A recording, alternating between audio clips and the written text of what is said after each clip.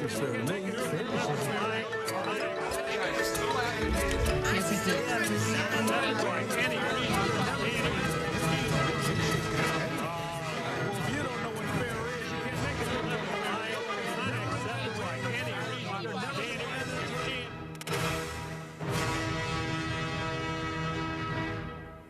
Donnybrook is made possible by the support of the Betsy and Thomas Patterson Foundation and the members of 9PBS. Thanks for joining us for another edition of Donnybrook, our last one for September. Lots to talk about.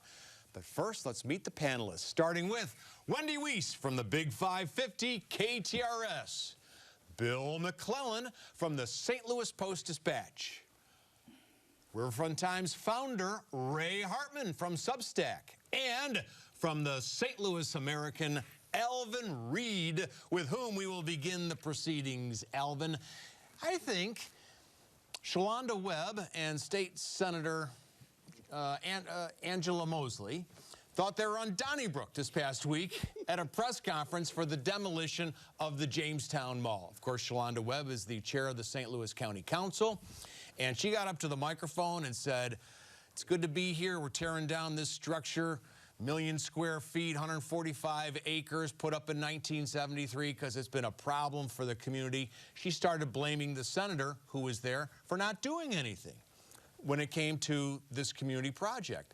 State Senator Mosley got up to the microphone and said she sure did do work and she didn't appreciate the lies told about her. What did you make of this press conference? First of all, should there be a press conference for the demolition of a building?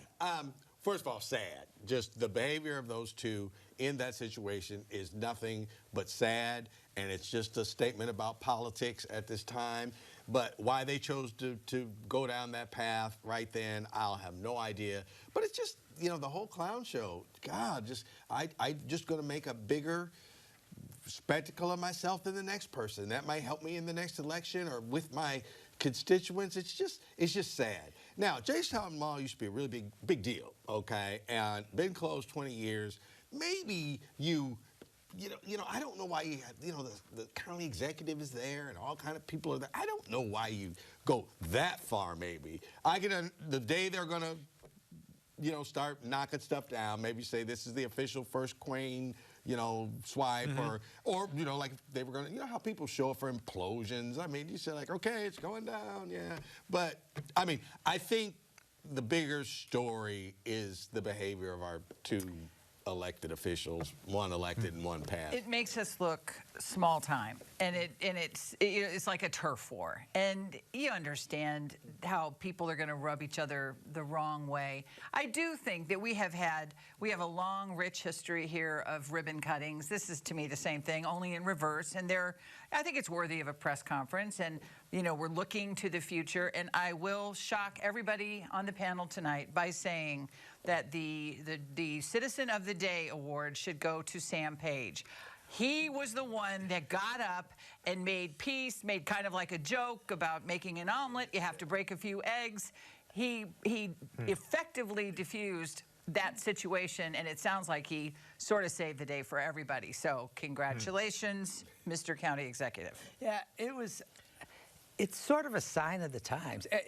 Part of it was a little, in a weird way, I don't want to use the word refreshing, but it was so out of the ordinary. I mean, those of us involved. Candid. Yeah, you didn't see it coming kind of thing. And Paige did handle it well. But it is a commentary, maybe not so much on two people as our politics. It's a commentary on where we are, that they can't even do a ribbon cutting. It's not a ribbon cutting. But to your point, Charlie, think about how long it's taken to do anything. When people in North County complain about having their priorities neglected, this is Exhibit A. There's no excuse for this continuing to take so much time to be addressed. But I think it says more about where we are as far as the culture of our politics. Well, it's interesting that they're both Democrats. Yeah, well, I mean, it isn't like this is Trump going after Biden or something. Right. I mean, these are two Democrats from North County, two women. You would It was, Well, but it was kind of refreshing with Shalonda Webb calling out State Senator Mosley, if indeed Mosley was not helpful for this project, because sometimes, like when Cori Bush showed up at a press conference recently when the Secretary of Energy came in from Washington, D.C. to talk about the Build Back Better project and how it was bringing money to St. Louis. And Even of course, though she voted against Representative Bush voted against that measure. So maybe politicians shouldn't show up at events if they had nothing to do. But see, that's the thing. How do we know? How do we know? That's now, right. That was, I saw some reality different than you saw some reality, and we all know that it's got to be someplace in the middle. So that's why, no, I'm right. No, I'm right. Meanwhile, we should be smart enough to know neither one of them is right. They're just, making fools of themselves. In another day, this would have been a Saturday Night Live skit. I mean, it would have been like, we're doing a ribbon cutting, and the joke is that everybody at his nice ribbon cutting, or again, it's not ribbon cutting, but the ceremony is like goes after each other. I mean, in another time, that would have it would have been funny. I mean, I don't think it's kind of sad. Let's move on, but before we do move on to our next topic, I want to pass along the sad news that we lost at the age of 97. Tom Long, who spent 38 years with the St. Louis Fire Department, including a stint as the chief of the fire department. He died this past week, and so we want to send our condolences to his family and also alert our viewers who remember his public service. Hey, let's move on to you. I guess it would be Wendy Wiese. Also this week, the University of Missouri, Ray's alma mater, played at the Dome in downtown St. Louis against Memphis and was victorious. That's the good news. However, on social media afterwards, people complained that the place was kind of filthy, that it was kind of dark, weren't enough employees to basically sell food and get people in the door, and also that the field looked really bad. Afterward, the St. Louis Business Journal reported, well, convention officials are going to try and fix up maybe buy some new turf for the next game. But this also compares and contrasts to what was going on in Kansas City, where Taylor Swift showed up to watch her boyfriend play. Lord. And just kind of comparing the two cities when it came to football matches, we didn't have a very good weekend. No, we didn't. I mean, we've been on top, compare and contrast the whole St. Louis, Kansas City thing. We've been on top for a very long time. Yes, is that city sort of shining right now? Yes, they are. But some of the Twitterverse or the Xverse, whatever they call it these days, the posts or the tweets or the X's, whatever, were absolutely hysterical. They were comparing the turf in the Dome to the Brady's backyard, to the Brady Bunch's backyard, saying it looked worse than the Brady Bunch's backyard, that Jeff Fisher was the last person to walk on the turf, at the Dome, and that's how bad it looks. And it's sort of, we want to believe that we're still a top tier city. And I thought we kind of proved Stan Kroenke's point a little bit with that turf, in the Dome, the way it looked, even though they've been gone for a while. But a franchise has been playing there, and 38,000 people have been going to some of these games, the Battlehawks. So what we learned was there are two sets of football fans, i.e. crowds. There was the crowd that, showed up at the Missouri game and said this place is a dump. But I thought we actually talked about this, but I remember I brought this up. The Battlehawks. The Battlehawks. That's a rough crowd. We're going to the game and said, like, man, that's a lot going on in there. Plus, it's a dump. Plus, yeah. Right. And so it shouldn't have been a surprise. It should not have been a surprise. Right. Ever since the first game of the Rams, I always felt that the Dome was cosmetically challenged. I always said, there's all the white walls, why couldn't they put some murals or something up on them, I always thought it was a little kind of like going into prison or something. It was just not great. But I will say this, I recently got a tour of the expansion from the folks at Explore St. Louis, which was nice. And I have to tell you, I know it's not a popular thing to say on the show, but our facility has a lot of potential. And as far as sporting events go, so I'm in favor of doing the things, not only cosmetically, but that make the place safe for athletes, because we can and will host football games and other sporting events, and sometimes high school championships and stuff. And believe it or not, there's more going on and more potential for the convention center than people give it credit for. That's Well, I just think that any money spent on the turf for a city that doesn't have a football team is not money wisely spent. I mean that, you know, once a year, twice a year, somebody goes to play there, and, you know, we're going to spend money improving the turf. I wouldn't do it. But if the whole USFL and the XFL will, if it resurrects the Battlehawk situation, is it supposed to? Well, by the merger, I guess, I don't know if they're going to eliminate teams or whatever, but make it financially stronger, which would be of benefit to the Battlehawks. But I don't know about the investment in the turf.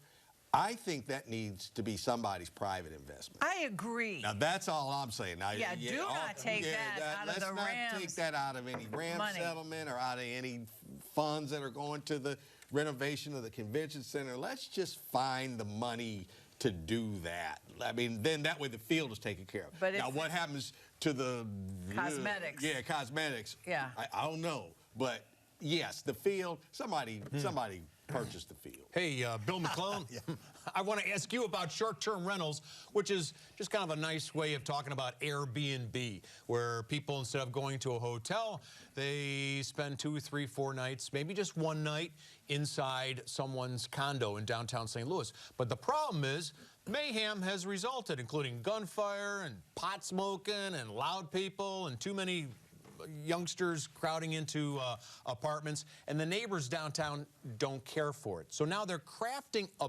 bill at City Hall which would regulate these short-term rentals. In New York they did that, and they're now requiring the owner of the property to be there for any short-term rental. Do you think that we should adopt something like that in St. Louis? Oh, yeah, I think it's a scourge of modern society, all of these short-term rentals thing. I mean, it not only can impact the neighborhood very poorly when all of a sudden you have next door or across the street short-term rentals and parties.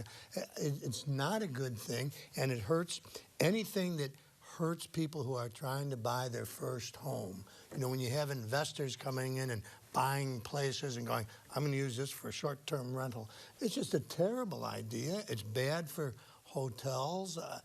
I would say anything we can do to stop the short-term rentals and the Airbnb is a good thing. Well, and the spokesperson for Neighborhoods Are for Neighbors, he was saying that it's not going far enough with the aldermanic bill. It seems like it's a very half measure that the aldermen are talking about. I mean, they should be much harder on it. If you own a home, say, in Lafayette Square, and all of a sudden, because I think that's where Mr. Pona lives, right? The fellow who is, correct. You know, if you own a home in Lafayette Square and all of a sudden there's a short-term rental next door and it's just not a good thing for a neighborhood, and we should be concerned about it. A terrible thing for downtown. And when you think of all the, I'm sorry, Alvin, when you think of all the challenges that residents are facing today, to add this to the list and to essentially to imply that you're siding with Airbnb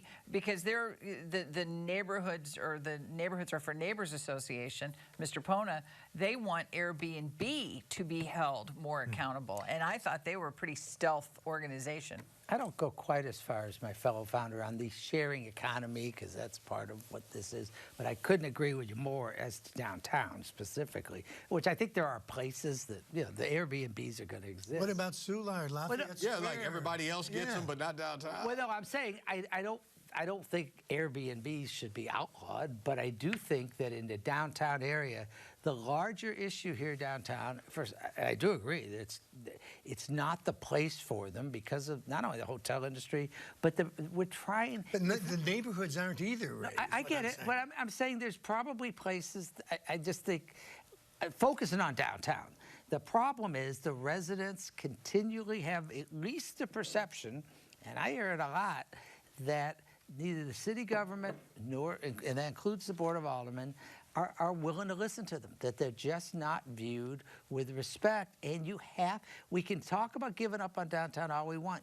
You have to build out from the residents. I think I just make it as hard to have one of these things as it is to get a liquor license. Yeah. Yep. And limit the number that there are. And said, like, Exactly. I agree with when that. one leaves, That's a great I idea. agree with that, do but yours. I'm just not. But until then, no. But that's everywhere. Yeah. I mean, that's But downtown, I will tell you. Hang on a second. And I like what New York's doing. No, I do too. That's But a what good New York idea. is saying is that the owner has to be there for the short-term Yes. rental. So it's like the early days of VRBO, where you stayed in someone's home and the owner was there. No, that's That what makes I mean. sense. And what I'm saying is that I don't know if we will enact that law, but if we don't enact that law, then there's some more dramatic action that you could take that would kind of bring these things under control. And not to make light of it, but isn't it funny that these people rent out their homes to people who they wouldn't be caught dead with? They say, like, I stay in the home with these Wait, you're people going to that have I a rent my crazy home? party No, here. that's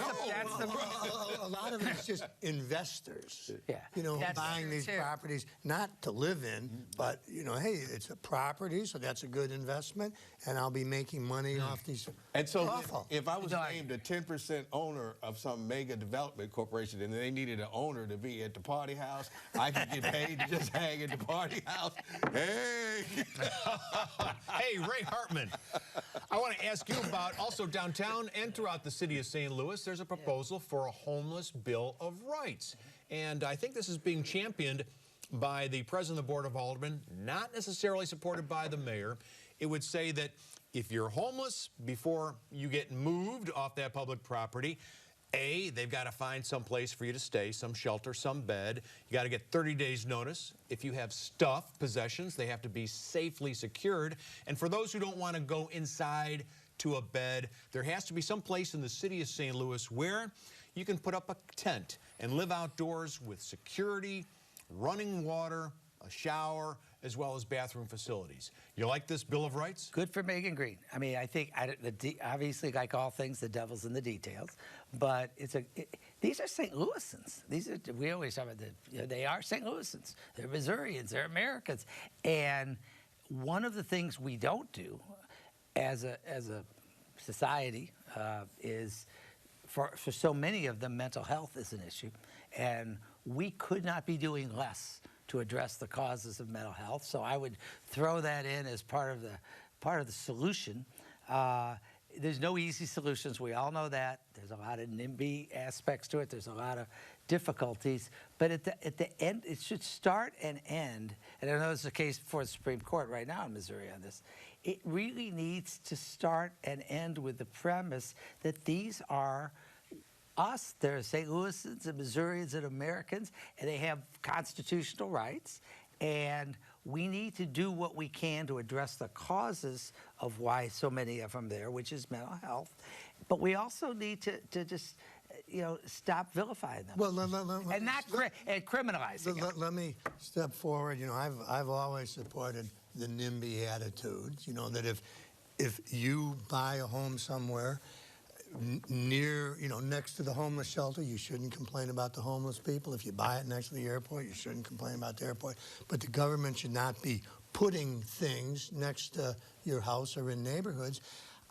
I wrote long ago, or back when New Life was getting bounced out of downtown, that we ought to build dormitories down by the river, just north of downtown. It's a industrial area, and the people, the Department of Corrections already has a big halfway house down there, and you have access to public transportation, and we could provide services for people there, and it wouldn't be fancy, but it would be secure and comfortable.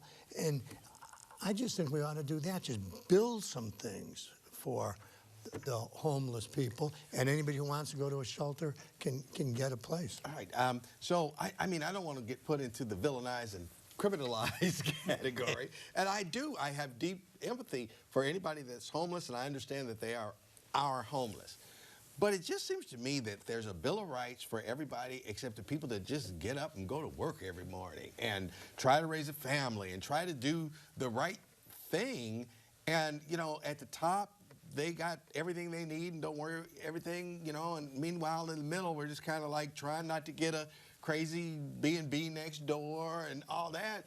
And meanwhile then, like, the homeless have a Bill of Rights. Like, they have a right to, and you're going to help pay for it. That's right. And all that, like a right to vagrancy. And I scratched my head and I just said, like, I don't know that I could put down on paper, I'm drawing up the homeless Bill of Rights. And that's why Mayor Jones is kind of stepping back and distancing herself. As much as she has been an ally of Megan Green in the past, she's kind of saying, okay, wait a minute, because if you twin this story with the, as you said, with the short-term rental story, if I'm interested in city life, then I'm looking at these two stories thinking, wait a minute, they're trying to make it as hard as they possibly can on their tax-paying citizens. I agree with you, Ray. I mean, you know, the homeless shelters, there has to be a solution that will work for everybody, but it's not on the backs of the people who are trying to build up the neighborhoods again so that we are having our shiny time in the sun. I thought it was interesting the Bill of Rights guarantees security for those who are camping out. And this week, on one night in the 3rd District, which is 1/6 of the city, there were no police officers at all. Where's the security for the tax-paying residents who are, you know, I will say, Bill, with your idea, though, I wonder how many guys or gals would want to go there because they probably won't be able to bring their pets, can't bring alcohol or drugs, might not even be able to bring their spouses unless it's co-ed, and usually these things aren't, right? Well, you bring up some good points, Charlie. You could have one of the dorms that was co-ed, and, you know, I don't see necessarily why pets wouldn't be allowed. I mean, you know, I haven't given this a great deal of thought, but I did write a column about it, and I love to quote myself. Well, I might be wrong. What did you make of this week was the first public hearing for the Rams settlement. You remember the St. Louis area got a boatload of money, almost $800 million, in November of 2021. And it was divided between the Regional Sports Authority, I believe, and the county and the city. And, of course, the lawyers took their 35%. But as of right now, they're just now having the first public hearing on how that money should be spent. Are things going so well in St. Louis that we haven't needed to spend that money? Well, you could take the glass half full look and say that, well, they're just being thoughtful. I mean, I don't know. I think there's certain things that are so crying for immediate help, like the 911 system, garbage men, and they're working on these things, you know, but maybe not quick enough. Maybe some of that money should go there. But when the city talks about, well, we'd like to do something transformational, I roll my eyes a little bit, but I think, okay, good. You know, you're in charge of this, so. I roll my eyes a lot, okay? And first of all, like you, we as columnists, sometimes people call me communist, there's many columns I've written where I didn't give much thought to, so I have most of them probably. One of them, though, I remember I wrote one at RFT in November 21, so it's almost coming on the 2-year mark when it was announced we're getting this money. It is a real metaphor for what's wrong with this town, that in almost 2 years, we haven't, and first of all, at the time I said this is something the city and county should do together. That was laughable.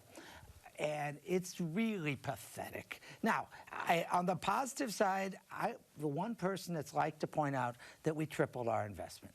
We spent $250 million to steal the Rams, which is exactly what we did from Los Angeles, and bribe the late Georgia Frontier to move here.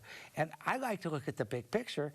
We invested $250 million, and we ended up getting $790, which isn't a bad return. $790 million bucks. Of course, we gave too much of it to the lawyers, but in all seriousness, it's unacceptable that in more than 2 years, almost 2 years, we can't figure out a penny of it. I was with, like you said, like maybe they're just being, you know, thoughtful. And I'm out of patience, okay? I think you should have these public meetings. I think you should do all that. I'm setting the deadline, and it's New Year's Eve.